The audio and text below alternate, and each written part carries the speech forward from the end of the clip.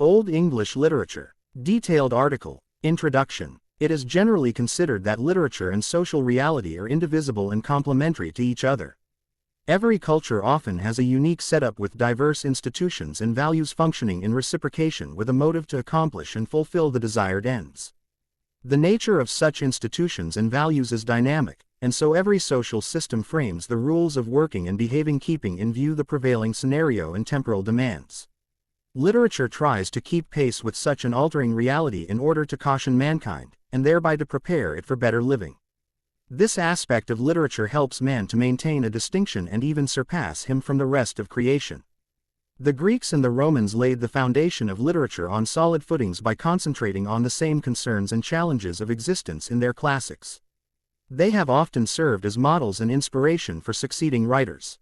Their literature is regarded by several critics as truly universal. It reflects the sociological reality of societies and the psychological mysteries of man irrespective of time and space. That is why it is read and researched with the same passion even today. It is also used in some specific literary periods as a touchstone to gauge the standard of good and great literature. It is time-tested and authentically classic in essence. English literature is a marvelous world. It is just like a firmament. As stars, satellites, constellations, and galaxies enlighten the universe and diminish the dreadful darkness, so do the luminous artists with their literary works. They kindle the minds and mold the comprehensive approach of mankind. The writers of literature ceaselessly illuminate the inner darkness of man. Creative literature amuses humans and helps them to understand the nuances of life in a better and deeper way. Literature also assists man to bear the burden of life in an accepted and understood manner.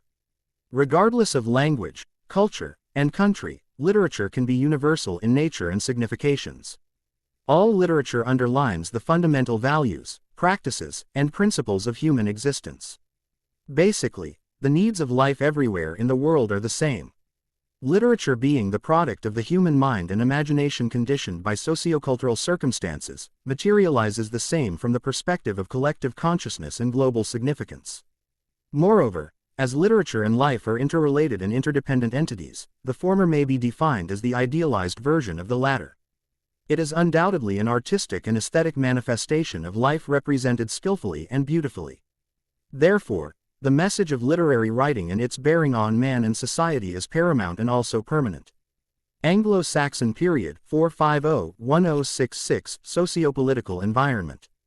Ordinarily, the history of English literature is traced back to the 5th century, 450, with reference to and description of Anglo-Saxon tribes and times.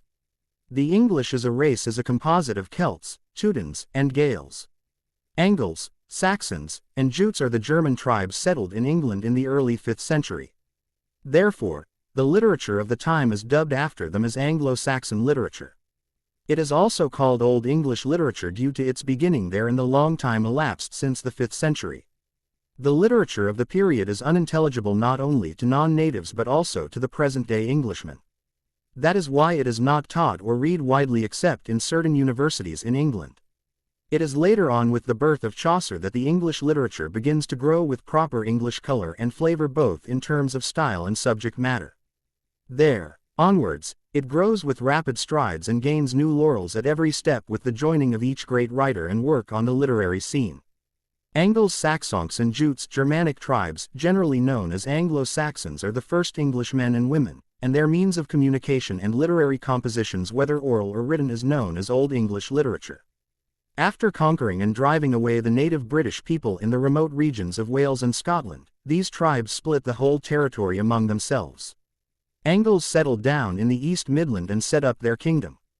Saxons grabbed the northern part and established diverse units of administration like Essex, Sussex, and Wessex. Jutes inhabited the southeastern part of the island. In the 7th century, these kingdoms got merged into one united kingdom called England. Degree Anglo-Saxon literature, poetry. Old English literature or Anglo-Saxon literature has been orally transmitted from one generation to another and from place to place. It was also mostly in verse or in poetic form. It was only after a long period of time that it has got gradually embodied in written shape. This poetic literature passed from the word of mouth and is principally of two categories. The secular or paganic is represented by a very popular and historic poem, Beowulf. It is anonymous and its authorship is still an enigma. The other type of poetry of this era is religious in nature, as classified by the writings of two important poets, Caedmon and Cynewulf. Moreover, there are some samples of elegiac poems, or as they are sometimes called, wisdom poems. Such pieces can be seen in the form of the Ruin, the Wanderer, and other like poems. Beowulf is a significant landmark and the sole extant epic in the Old English period. The structure or magnitude of the poem is elephantine, consisting of more than 3,000 lines. Before being recorded in writing in the 9th century, it was in circulation and transmission across time and place orally, and thus was successful. The main fabric of the poem recounts the folk legends of the primitive northern tribes.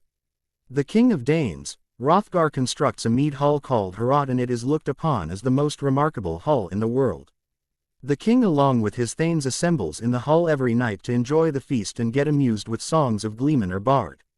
But due to sheer ill luck, a dreadful monster called Grendel happens to pass by one day and gets inside the hall.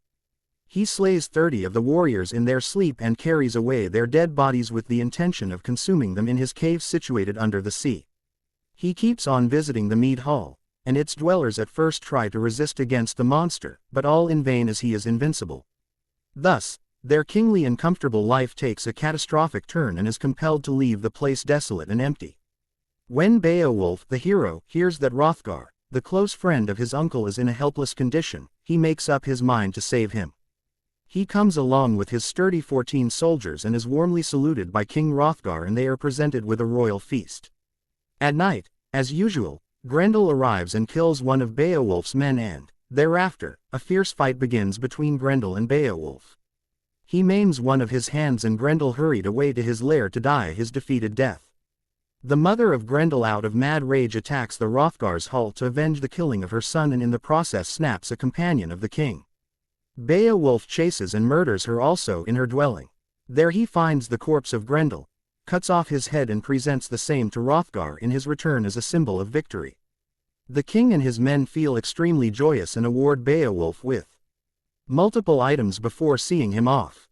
Later on, Beowulf also inherits the throne of his uncle and rules over his kingdom for about 50 years. He enjoys a great love and regard among his subjects.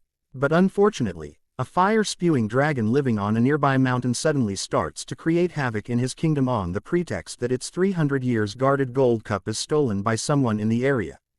As the dragon is bent upon to devastate the land, so is Beowulf determined on the opposite side to save his subjects and the state. The fight ensues and the dragon is slain at the end. But Beowulf too gets fatally injured in the combat. He dies but a heroic death and is given a grand funeral with all stately protocol. The poem delineates the tribal setup with its social customs and practices. The epic is wholly pagan in spirit. It enlightens the readers with the European social ethos, and so has a huge socio-cultural significance. The style of the work is also critically approbative.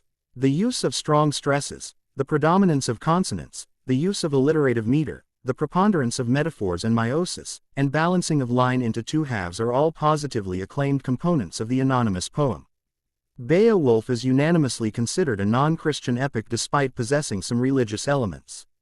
There is also pure religious or Christian poetry written during those early times. Caedmon, 610–680, basically a shepherd, is called the first poet to compose verses displaying biblical color. Being non-professional, rather dilettante, Caedmon is by nature reticent and always shies away from singing before the public. Whenever called to sing at feasts offered on the New Year ceremony and other such occasions, he tries to avoid it. Once in his dream in the cowshed, he hears a voice entreating him to sing something. But he replies in the negative, "I cannot sing." The repeated mysterious voice inspires him ultimately, and Caedmon sings a song which becomes his maiden poem, the Hymn of Praise. The poem is about the creation of the universe. Moreover, Cynewulf is another notable bard of the 9th century. Being known as an ecclesiastical scholar in the literary circle, his four famous poems are The Fates of the Apostles, Juliana, Ellen and Christ. Christ is the most typically biblical and didactic in nature among all. It recounts the Nativity in the preliminary section, Ascension in middle one, and End Times in the third and final part. Besides, the anonymous elegiac lyrics like The Seafarer, The Wanderer, Dior, Lays of Boethius, and The Ruin are also the gifted pieces of this age.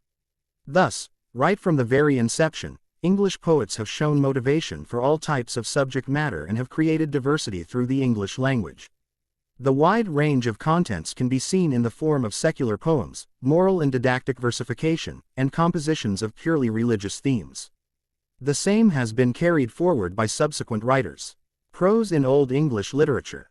The proofs of prose writing can also be traced in the earliest Anglo-Saxon literature. The samples of this type of literature appeared in 8th century itself with the advent of a great trio: Venerable Bede, Alfred the Great, and Aelfric.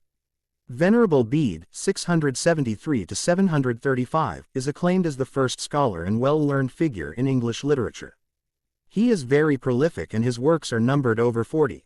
Among them, the Ecclesiastical History of the English People is his masterpiece. The book is a compendium of historical events, a proliferation of Christian religion in England, and mythical legends of Anglo-Saxon existential setup. Alfred the Great, 848–901, a king of the Wessex Kingdom and a great educationist so far as his construction of institutions, translation of other literatures into English, and imparting of good educators from neighboring kingdoms are concerned. He has himself translated some Latin works into English. The significant one is the Anglo-Saxon Chronicle. Aelfric 955–1010, a religious priest, has written a number of religious books in Greek and Latin. His style of writing is characterized by melody, candidness, and casual language. In the hands of these great masters, English prose writing has attained the higher standard of sophistication and refinement. Their corpus has undoubtedly proved a guiding light for the succeeding writers. Medieval English period. Sociopolitical conditions. The time span of the Norman conquest between 1066 and 1500 has influenced the life, language, and culture of the English society considerably. It is the time when the London dialect, or the East Midland dialect as called in common parlance, became the literary language. The Norman is basically a race of sea rovers settled in Scandinavia, and in 10th century, they captured a segment of northern France called Normandy. They accepted Christianity and absorbed the French language. They are known for their life skills, combating prowess and learning. In 1066, the Norman military attacked England and defeated them. William the Great, the Duke of Normandy, became the king of English territory. The king behaved just like a dictator and projected himself as the owner of the land. During his unruly reign, English society became a feudal society. In such a system, the king is on the top of the social structure and his people at the bottom. This feudal structure divides the social fabric into peasants as serfs laboring hard throughout for oppressing landlords. Besides, the ongoing battles with adjacent kingdoms and pestilences exacerbate the misfortunes of the people. The heavy taxes levied on the miserable peasants compelled them to revolt against the governing class. In 1381, a huge peasants' rebellion under the leadership of Wat Tyler and John Ball against injustice gave a strong blow to the administrative class. With the Norman conquest, the chivalry, knightly aspects, the romantic tendency, feminine modesty, and reverence for Virgin Mary begins to occupy a huge space in English literature. During this period, 3 languages were in fashion: French, used by Norman; Latin, the language of scholars and noblemen; and English, spoken by the lower class populace. The histories and chronicles written at this time by the Normans have the objective to preserve their achievements and victories. Moreover, the most popular literary form or genre used by writers is romance, or as it is commonly known as chivalric romance. Romance in medieval times. Romance is a narration that came into being in 12th century France and was adopted by writers of other countries. It supersedes the earlier genre, the epic, a very popular and powerful medium. Romance originally refers to a work written in a dialect of the Roman language Latin. Initially, they were written in poetic form only, but later on in prose as well. The main distinction between epic poetry and romance is that the former delineates the heroic age of tribal battles, whereas the latter projects courtly and chivalric age in a highly sophisticated and civilized manner. The subject of the romance is generally an ambitious journey undertaken by a knight to win a lady's love. The Odyssey is accompanied by fierce tournaments and villainous dragons and devils slain for her sake. The ideals of bravery, fidelity, dignity, and forgiveness for enemies are characteristics of a romance. The medieval chivalric romances are grouped into 4 sections by the literary critics on the basis of their material and themes. A. The Matter of Britain, it. Is Celtic in nature, mostly revolving round the court of King Arthur. B. The Matter of Rome. It repeats the exploits and adventures of Alexander the Great and the events of the Trojan War. Chaucer's Troilus and Chryside belongs to this group. C. The Matter of France. It incorporates the expeditions of King Charlemagne and his companions. D. The Matter of England. It shows the adventures of King Horn and Guy of Warwick. Some extant romances of this category are Germanic Parzival and Tristan Isolde, written in the 13th century. The masterpiece Sir Gawain and the Green Knight is a metrical composition of the 14th century about an Arthurian knight. Sir Gawain and the Green Knight is a specimen in romance. Sir Gawain and the Green Knight is an important landmark in the domain of romance writing. It is a lengthy composition of 2,530 lines. Its plot is based on Celtic legends. This romance is one of the most beautiful and delightful ones written in any language. It is the amalgamation of Saxon and French components so far its form is concerned. Its artistic skill lies in the use of meter and alliterative devices and in its elaborate stanza pattern. Each stanza concludes with a rhymed refrain. As a common practice among the legendary kings and their kingdoms, King Arthur and his knights do have a feast on the eve of New Year to celebrate its arrival. In the meantime, a giant knight with green apparel enters the banquet hall with a sword in his hand on horseback. The giant visits with intention of posing a challenge to give him a blow with the battle axe on the occasion. He places a condition that he would return the blow exactly after a year on the eve of New Year at his residence Green Chapel. At first, no one there at the feast hall dared to accept the offer. King Arthur feels disgraced and also agitated. He takes a stand and accepts the Green Knight's challenge. It is then Sir Gawain, the king's nephew, replaces his uncle and starts the battle show. Sir Gawain beheads the Green Knight with the very first blow. But the Green Knight, being a magician, does not break down and die there. He recovers his head and gets on his horse towards his home. But before leaving, he reminds Sir Gawain to be loyal to the pledge and to visit the Green Chapel on time in order to receive the blow. The duration of 1 year elapses and Sir Gawain leaves his house to meet the Green Knight at Green Chapel to fulfill his obligation. While traveling, he faces several hardships to reach there. He even loses the direction in the forest on a Christmas day and prays to Virgin Mary for guidance in the difficult and desperate times. Instantly he finds a charming castle on the nearby hill. He approaches it and is cordially hailed by the inhabitants. He is told by the host and hostess that his destination is very near from there. He stays there for 3 days as per the protocol of the castle. When the 3-day stay ends, the host accompanies Sir Gawain to the Green Chapel. As soon as they reach there, the host vanishes all of a sudden and leaves Gawain all alone. He finds that the chapel is an appalling place. The Green Knight is busy honing his sword. The Green Knight comes and Sir Gawain submits his neck for a blow. The first 2 blows do not hurt Gawain at all. The third one strikes his shoulder and gives him a slight wound. When Gawain returns to his native kingdom, his heroic tale spreads far and wide and thus becomes very popular throughout. Age of Chaucer. Background. In order to understand and appreciate the great literature of Chaucer and his contemporaries, it is essential to consider the historical and socio-political background of the period. Chaucer was witness to the reigns of 2 monarchs, Edward III and Richard II. He also witnessed the initial period of Henry IV. The 100 Years' War also took place during this period. The victories of Crécy and Poitiers rekindled a spirit of national pride and unity. The rule of Richard II is considered the worst that England experienced due to the king's extravagant and capricious individuality. The plague or the Black Death wreaked havoc on the lives of the people and also caused multiple subsidiary problems in the form of dearth of labor, low wages, high taxation, and so on. This led to the peasants' revolt. All this socio-political turmoil caused religious unrest because of the corrupt church. The religious heads amassed wealth and lived lavishly and luxuriously. Such immoral religious leadership incited John Wycliffe to raise his voice against the same and to bring some reform through his writings and preaching. His followers are called Lollards. Wycliffe, the morning star of the Reformation, did his job not only by standing up against the corrupted church but also by translating the Bible into English to make it accessible to the common man. It is the first English translated version of the Bible written in simple language. Besides Wycliffe, the writers like William Langland (1330–1400), John Gower (1330–1408), and John Mendeville are important literary figures in the 14th century. William Langland was born in the western region of England and educated in a monastery. As a churchman, he failed in executing minor decrees of religious law, and so he returned to London. He then started earning his livelihood singing psalms for the souls of the dead.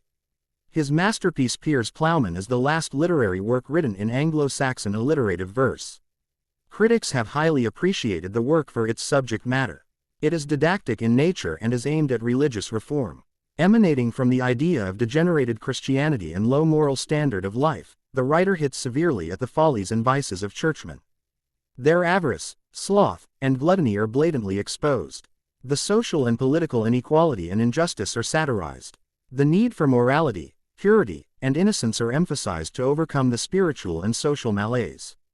Langland idealizes the hero. Plowman is a revolutionary and Christian man.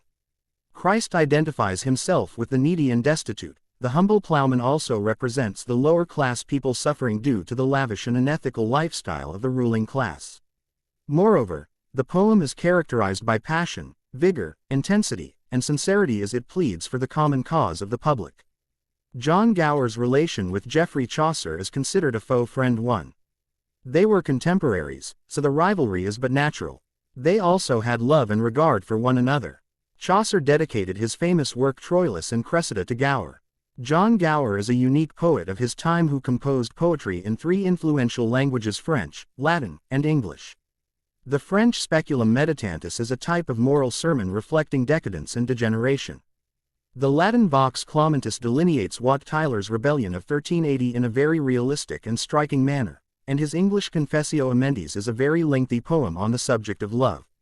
To write on the contents of love and pleasure has never been the tendency of Gower, but the desire of the reading public.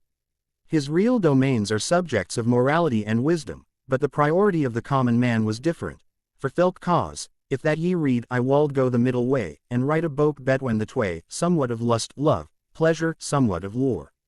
It was written on the complaint of King Richard that nobody has written anything in the English language. As a scholar and literary man, the overall impression one gets in his writing is the social and political consciousness and the writer's effort to awaken the common people. Chaucer is a representative poet of the 14th century. Chaucer 1340–1400 is variously described as the father or pioneer of the English language. Basically, literature is subject to the law of evolutionary process and temporal development. Though some writers contribute more than others to this ongoing process, yet one ought to be extra cautious to give a particular person a title of fatherhood. But in the case of Chaucer, the epithets like an innovative, pioneer, founder, father, and modern are justifiable in more than one way so far as his legacy in the domain of English language and literature is concerned. Matthew Arnold says regarding Chaucer in like manner, "With him is born our real poetry," and Lowell opines that Chaucer found English a dialect and left it a language. Moreover, generally speaking, he is looked upon as the first narrative artist, the first realist, the first humorist, the first painter, and the first metrical verse composer. It is also an oft-repeated remark that Chaucer found English of brick and left it of marble. At the beginning of his literary expedition, the language of English writing and speaking was still undefined and unsettled. There were some dialects commonly used in different regions of the country. The four of them were predominant among the public: the Southern, the Midland, the Northern, and the Kentish. The Midland or the East Midland dialect was in common fashion in London and its adjacent areas. It was the language of upper-class and educated people in the country.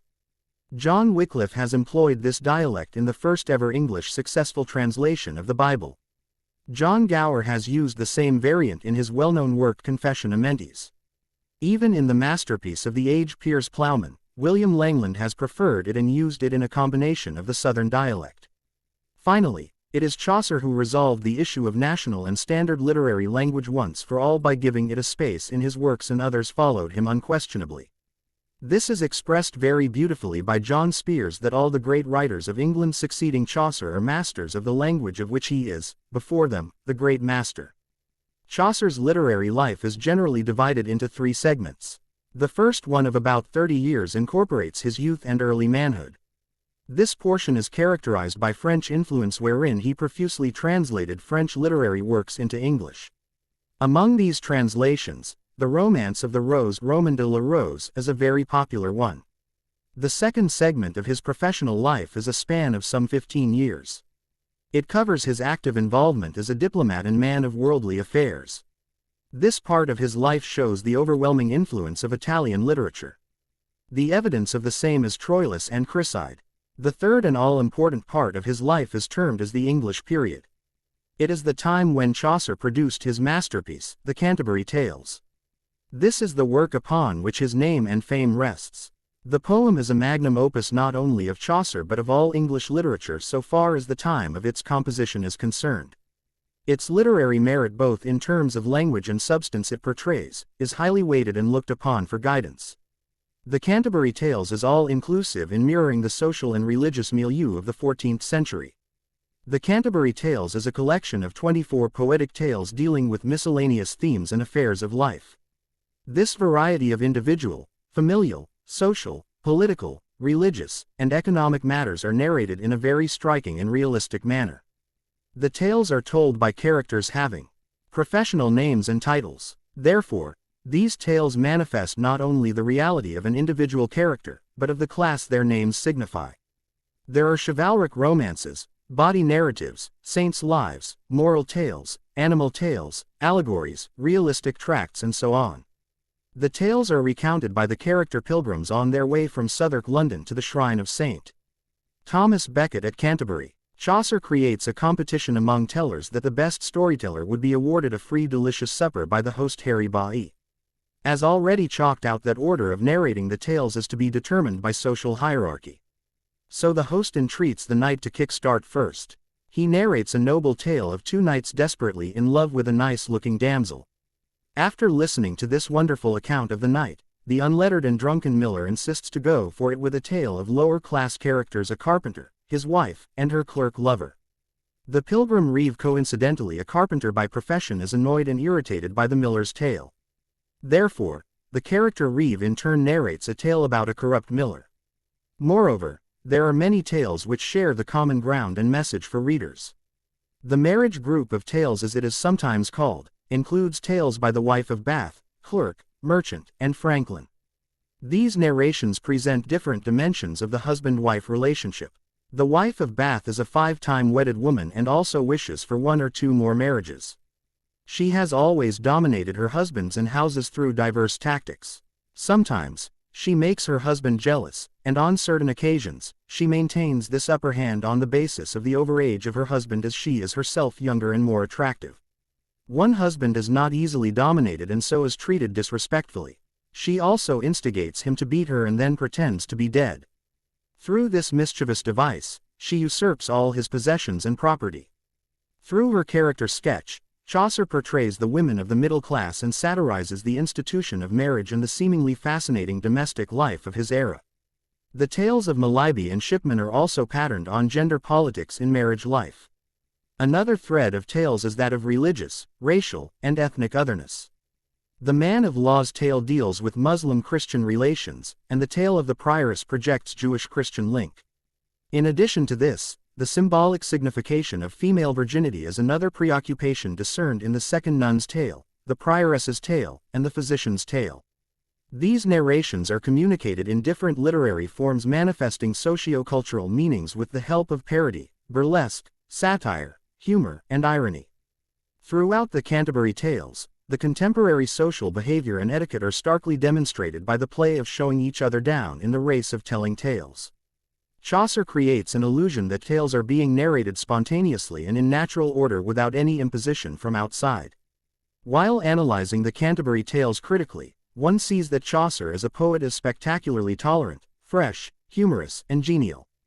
These characteristics are very rare when the poetry of his contemporaries is read and researched.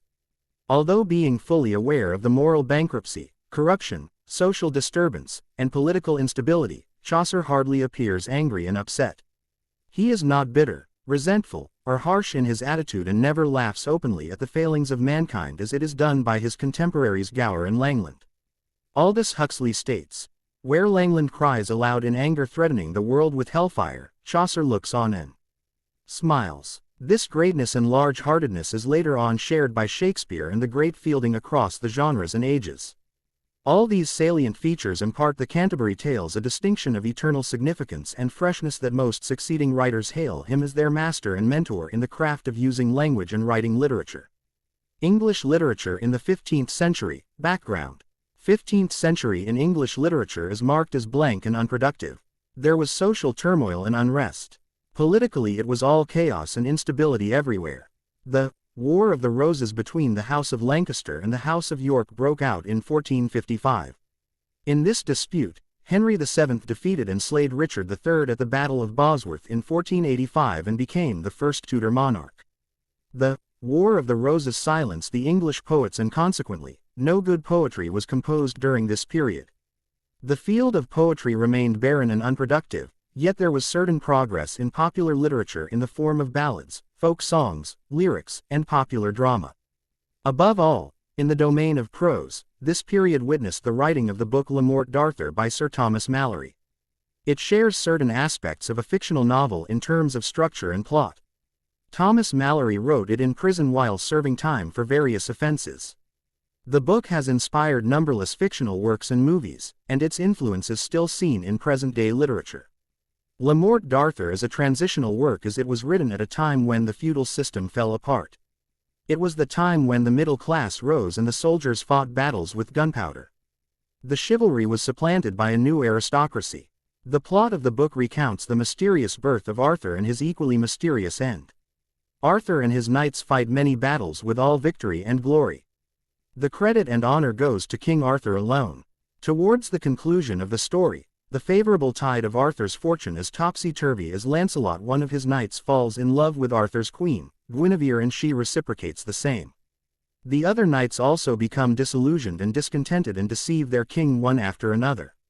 The kingdom is eventually lost in the fierce attack by Sir Mordred's army. Le Morte d'Arthur is a compendium of various virtues and vices, and negatives and positives. William Caxton very appealingly gives a description of the book in its preface. Herein may be seen noble chivalry, courtesy, humanite, friendliness, hardiness, love, friendship, cowardice, murder, hate, virtue, sin.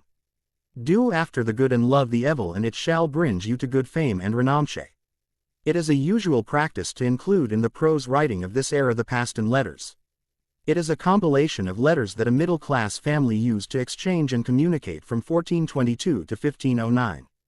The letters deal with the common subjects of daily affairs like living, buying, managing properties, and other matters. So there is very little literary merit and art in them. The period also produced a highly significant prose writer in the person of Lord Berners. Berners enjoyed the influential position like Lord Chancellor and then later on in life remained Governor of Calais. Among his successful English prose translations are Froissart's Chronicles and Juan of Bordeaux. Both books are from the French language. Moreover, his famous translation from Spanish is Golden Book of Marcus Aurelius. Through these translations, Berners has added a new flavor to English prose literature. He wrote in ornate and sophisticated prose and was critically acclaimed and imitated by succeeding writers. It is undoubtedly his writing which laid the foundation of euphemism. English poetry in the 15th century. In the post-Chaucerian period, poetry fails to reach the standard set by Chaucer. Some poets tried their utmost to follow the footprints of the master Chaucer and to write poetry accordingly, but in vain. Hakluyt, Lydgate, and Skelton belong to this period. Skelton's contribution is better than that of the other two. Though Hakluyt and Lydgate claim to be the disciples of Chaucer, there is very little in their poems to be called Chaucerian spirit or masterly art. Hakluyt's only contribution is his portrait of Chaucer. Lydgate is known today in literature for certain lines like, "Be the day weary, be the day long, at length it draweth to even song." John Skelton is known for his Skeltonic style, which is characterized by ragged and jagged verses. Alexander Pope on the basis of the same labeled him, Beastly Skelton.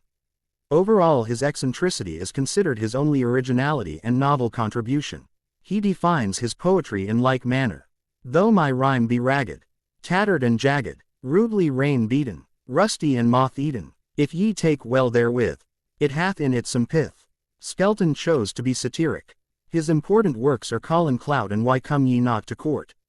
The first poem exposes the clergy and the second is a criticism of the politics of the day. He is also capable of displaying tenderness, concern, and pathos. The example of the same is his book of Philip Sparrow. The work highlights the pathetic description of a girl mourning over the sudden and sad demise of the pet sparrow. These English Chaucerians, as they are sometimes called, are not truly representative of Chaucer's style. This is compensated to some extent by the Scottish Chaucerians. These Chaucerians are King James I, Robert Henryson, William Dunbar, and Gawain Douglas. King James I wrote the King's Quair in 7-line stanza structure originated by Chaucer, and is today remembered as the Rhyme Royal. This poem is subjective in nature. James poetizes his love affair with Lady Jane Beaufort, whom he also marries later on in life. The poet gracefully and poignantly presents his feelings and thoughts about love and its bittersweet experience. The work shows the overwhelming influence of the great Chaucer and Gower. He candidly acknowledges his debt to both of them as his masters dear. Robert Henryson is a poet of much greater importance. He demonstrates a great originality despite looking towards Chaucer for guidance. He has a strong power of presentation and a notable variety of ideas and subjects. Among his poems, Testament of Chryside is a type of sequel of Chaucer's Troilus and Chryside, which is composed in rhyme royal. Orpheus and Eurydice is a collection of Aesopian fables. The fables show the lighter mood of the writer and are saturated with humor and realism. Moreover, Robin and Mackine is another achievement of Henryson's poetry. This poem is written in pastoral form. Macon, the shepherdess tries to win the heart of Robin, but in vain. She does not get any positive response. Later, it is vice versa. As Robin begins to woo her, she does not reciprocate him. The shepherdess makes up her mind to retaliate and establish a classical precedence of tit for tat in love. The story is beautifully and delightfully presented in the form of an idyllic ballad. Among Scottish Chaucerians, William Dunbar, 1460–1530, is the most prolific and also professional so far as his craft of composing verses is concerned. There are about 100 poems extant from his writing. Though his poems are mostly short in size, he always displays a wonderful variety of subjects. The ease and spontaneity with which he elaborates his themes is also praiseworthy. His well-known poems are Thistle and the Rose, The Two Married Women and a Widow, The Golden Targe, The Flighting of Dunbar and Kennedy, The Friars of Berwick, The Lament for the Makers, and The Dance of Seven Deadly Sins. Through these critically acclaimed poems, Dunbar has presented himself as a perfect allegorist, moralist, satirist, and even a good clown. But the hallmark of his poetic art is humor, satire, and irony. It is these singularities of his poetic craft that place him near Robert Burns. Burns is unanimously accepted as the master poet of Scotland, even though he sometimes appears excessively sentimental. This fault of Burns has made the modern Scottish poets to proclaim, "Back to Dunbar." This same sentimentalism of Burns curtails his poetic greatness and lessens the intensity of his art. Dunbar himself, being non-native to English, has failed to understand and use the nuances of the English language with accomplishment. This lingual gap between his inner poetic flair and its outer expression denies him his actually deserved space in the domain of English literature. Gawain Douglas, 1475–1522, is called the last of the great group of Scottish Chaucerians. He was born great in terms of his aristocratic background, well-educated, and a bishop. Due to his involvement in political intrigue, he had to leave behind his motherland, and take shelter in London, where he passed away at the early age of 48. His popularity and acceptability as a poet rests on his two popular poems and a classic translation, The Palace of Honor, and King Heart, and the English translation of Virgil's Aeneid. The Palace of Honor is an allegory and a reminiscent of Geoffrey Chaucer's House of Fame. It has a 9-line stanza structure. King Heart is composed in octaves and is also put in the mold of allegory. The translation of Virgil's Aeneid is the first of its kind in English. It has a historical significance as a precursor to Renaissance humanism. Moreover, what makes the translation a memorable one is its prologue added by Douglas himself. The dearth of great and good poetry in terms of both quantity and quality in the 15th century is partly recompensed by what is commonly known as unofficial poetry, the ballads. The ballad form was used as an alternative for lengthy romances written in the medieval period. The famous group of these English ballads revolves around the image of Robin Hood, a legendary outlaw. Robin Hood is partly projected a real human being and partly a legendary mythical hero. These stories depict him as the commander of an outlaw band living in a large forest away from social life. They robbed the rich in order to help the poor and needy ones. The tales frame a public point of view that Robin Hood is a symbol of revolt and justice. Therefore, a number of ballads were written in praise of Robin Hood and his companions. These poems highlight their laborious expeditions and risky adventures. The cycle of ballads dealing with the life of Robin Hood is of paramount importance. These poems have literary merit and cultural value. They are read and taught across several countries and cultures even in the present times.